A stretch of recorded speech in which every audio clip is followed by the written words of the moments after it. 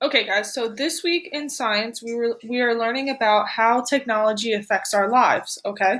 So I'm going to read from our textbook um, about how energy affects our lives, and then we'll watch a short video, okay? And then you can go on to your assignments for the day or the week, however you're splitting it up. Okay, so how does technology affect our lives? Science helps people understand the way the world works. Technology helps people apply this understanding to solve problems and improve their lives. Finding new ways. People have always asked questions about the world around them. As they learn new things, they began to use this knowledge. They use it to solve problems and form new ideas. People invented tools to help. A tool helps to do work more easily. Tools, in turn, helped people think of new ways of doing things. In other words, they used technology. Technology is the use of knowledge to design new tools and new ways to do things. A tool can be as simple as a sewing needle. A tool can be as complicated as a computer. The invention and use of arches was important technology in ancient Rome. An invention is something made for the first time. Romans needed to get water to their cities. They figured out that an arch with a central stone could support a lot of weight. They used these arches to build bridges and they used these arches for building bridges and for carrying water to the cities. So this is an example. So in this one, this bottom part is actually a bridge, and this top part is how they carried water from the mountains into the city. Okay. All right. Our checkpoint question is, what is technology? So take a minute to remember or think of an example of some kind of technology.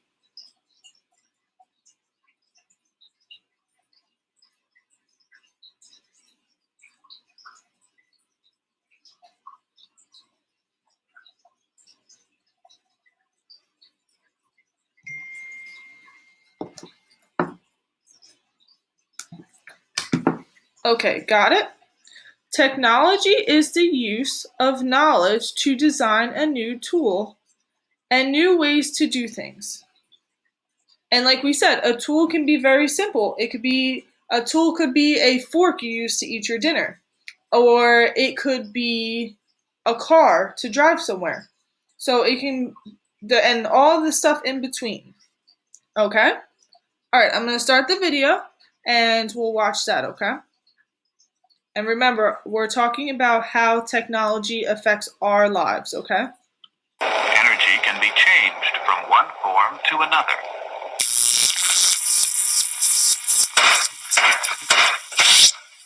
Electricity is a form of energy.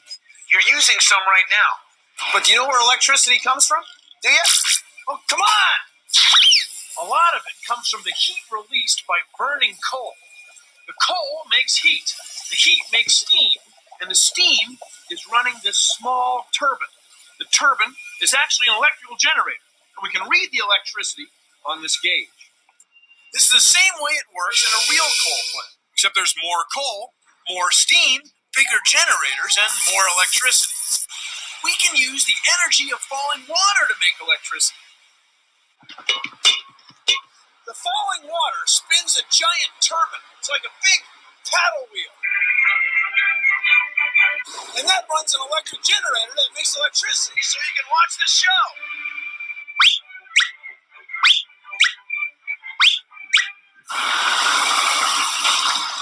Nuclear power comes from atoms. Inside the atom is the nucleus, the middle. Now, some atoms have nuclei that are so big and heavy, they're always falling apart.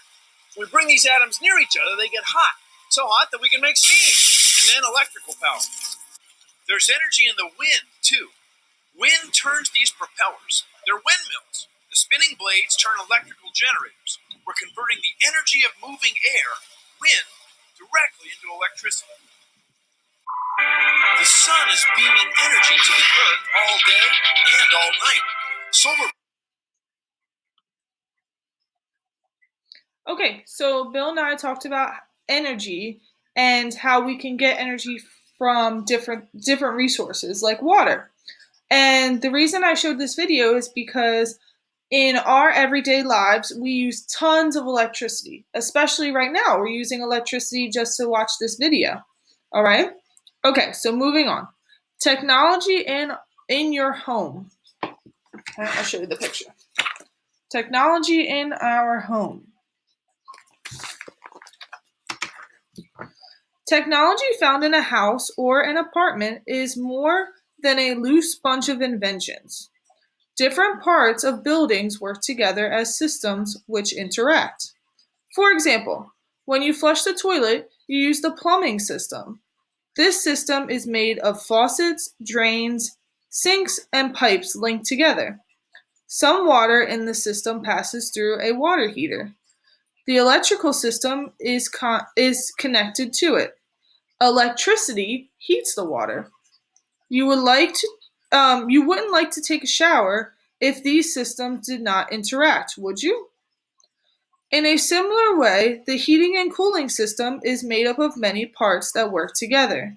The furnace, or your heater, is in some systems burns fuel. Others use electricity.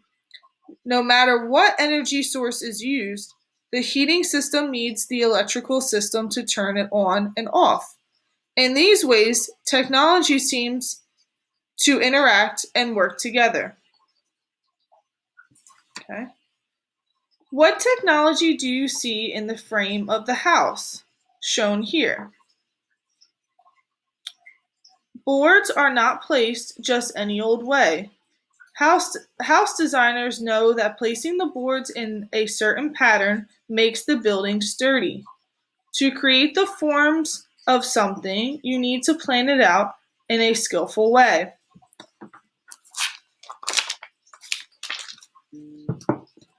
In this house, do you see all the patterns and how precise it is that the builders have planned it a certain way so the building is strong and stands up and is able to add that technology that it needs, like electricity and plumbing and waterproofing to make sure you don't get water in your house, heating and air conditioning. Okay. Now look closely at the particle boards that form parts of the walls. All right, so this flat part, right, let me see, get my finger, right here. This flat part, that's particle board, okay? Okay. Now look closely at the particle boards that form parts of the walls. They are made of wood chips that have been pressed and glued together. Such wood chips used such wood chips used to be burned. That caused air pollution. New technology now turns those chips into strong boards for buildings. So in the past, these wood chips used to be burned, but it was causing air pollution. So somebody invented a way to recycle these wood chips and use them so they don't affect the environment. So they take all the wood chips and they press them together and add glue, and then they use these wood chips for the walls of homes. Pretty cool, right? Particle board is a technology that solves two problems at once. It provides a strong building material and uses waste wood chips that would otherwise be burned. Pretty cool, right? All right, checkpoint. Explain how some technology systems work together in a house. Okay, so we talked about how in our home we have a bathroom and all of those technologies work together with plumbing. So your sink needs plumbing, your shower needs plumbing, your toilet needs plumbing, and it works together as a system so that it doesn't disturb your everyday life and it is efficient and keeps you safe and out of harm's way. All right.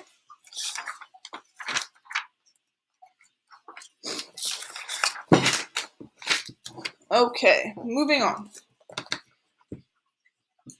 So in your worksheets for this week, you will see that there are worksheets about water and air energy, and there's also going to be ones about technology over the years, okay? So that's what we're going to talk about now, technology. Technology yesterday, today, and tomorrow. A kitchen in the early 1800s did not have electricity, so there was no refrigerator and no freezer to keep things cold. People had to chop wood to burn in a stove to cook their food. Preparing meals could take almost all of the day to cook. Every few years brought more and more inventions and ideas. Ice boxes made of wood and metal, for example, held blocks of ice that kept food cold. Food could be kept longer without spoiling. Ice boxes were a fantastic technology until electric refrigerators came along. That's what you have now. The technology has made today's kitchens change in many ways since the 1800s. Microwave ovens cook food in minutes. Electric dishwashers replace the chore of washing dishes by hand. What do you do with leftovers? Plastic bowls in an airtight seal was invented in 1947. So your Tupperware that your mom puts your leftovers in, that was invented in 1947. The non-stick coating on the pan was invented in 1954. Um, so this pan that you cook your food in right here, there's a coating that puts in it that makes it nice and shiny, and then your food doesn't stick to it. Um, how do you think that makes cooking easier? If your food doesn't stick to the pan, how does that make it easier? Think about that. Okay. To hear music not long ago, you played a record with wavy grooves scratched into it. While it spun, a metal needle was dragged along the groove. A machine read the vibrations in the needle. The machine then translated the vibrations into sound. In an audio CD player, a special beam of light now reads the computer-coded plastic disc. A computer translates the information to sound. You guys probably don't even know what a CD player is. That was around when I was a kid. The CD player uses a light beam to read and play back the music stored on the disc. So it used to be a disc. It was like this, round, had a hole in the middle. It looks just like your PlayStation or Xbox disc, but instead of games being on it, music was on it, and that's how we used to listen to music, and it would play through headphones. It is hard to imagine how technology will affect the homes of tomorrow. Some people think that computers will soon run the entire home. Perhaps computer chips in each package of food will tell the oven how to cook it. Refrigerators might be connected to the internet. The refrigerator could order food over the internet when food supplies are running low. Will these and other ideas come true? I don't know. Probably some of them will. One thing is for sure, as long as people continue to learn, technology will change. Who knows what exciting things are in store? Okay. So some things that have already come true since this book was written is that they have refrigerators now that have like TV screens on them where you can write your grocery lists and things like that. And they also connect to the internet through Wi-Fi and stuff like that. So every year technology is progressing and more things are becoming accessible to people to make their lives arguably easier. Some people may disagree, but other people might find it easier. All right, so our last question for today is, how is a kitchen in the 1800s different from a kitchen today? So take a minute to think about how different was it back in the day to cook than it is now.